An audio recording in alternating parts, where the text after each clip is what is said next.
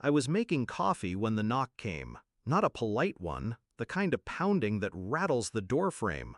I already knew who it was. Through the peephole, I saw them, my parents. My brother smirking behind them. 3 months since they sold their home. 3 months since they wired every cent, $280,000, to him. 3 months since they told me I was doing fine and didn't need it. Now they were here, suitcases in hand, ready to stay for a while, in my house. It wasn't always like this. Growing up, I believed we were a team, my brother and I, equal in our parents' eyes. I worked 2 jobs through college. He didn't. I bought my first home at 27. He burned through credit cards and called it living. When Dad's health started slipping, I visited every week. My brother called once a month, maybe. Still, somehow, he was the golden one, the one they trusted, the one they chose. I found out about the sale by accident. A friend mentioned my parents' house was listed. No one had told me. When I confronted them, they brushed it off, said the market was right, the timing perfect. Then I learned where the money went.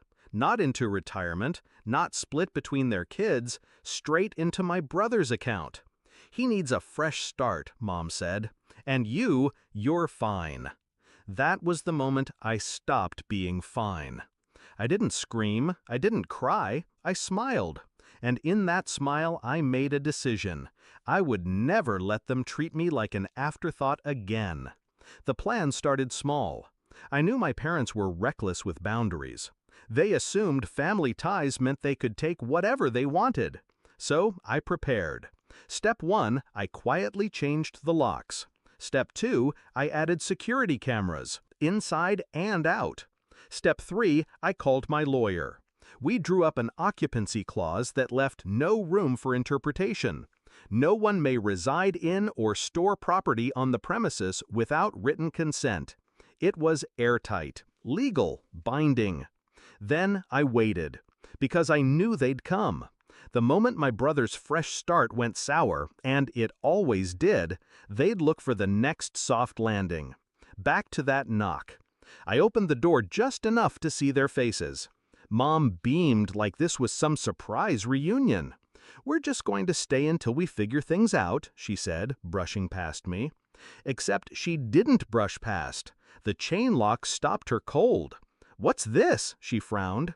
"Security," I said. My voice was calm, too calm. "You can't just move in here."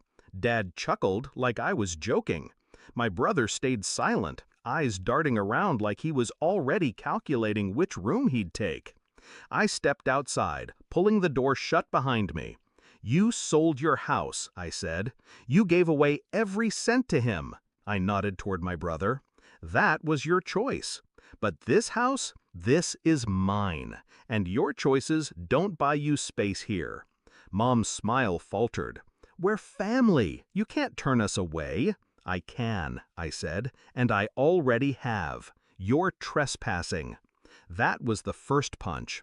The second came when I handed them the envelope. Inside was a formal notice to vacate, already notarized. I'd anticipated their attempt weeks ago. It wasn't just a refusal, it was a legal warning. If they set foot past my threshold, I could have them removed by police. Dad's voice cracked. "You'd really do that?" "I wouldn't," I said, "but you made sure I had to." The silence was thick. My brother scoffed, muttering something about me being heartless. I turned to him. "You had $280,000 3 months ago. Where is it?" His jaw tightened. No answer. That was the third punch, making him say nothing, because the truth would cut deeper than any insult. Finally, Mom stepped back. "We'll figure something out," she said. But the fight was gone from her voice. I didn't reply. I just watched as they turned, dragging their suitcases away. Inside, I locked the door. The cameras caught them leaving, just like I knew they would. I should have felt guilt, but all I felt was clarity. They chose him. They emptied their life savings into his hands and expected me to catch them when he inevitably dropped it. They thought blood meant entitlement. But family isn't about blood. It's about respect, boundaries, choice.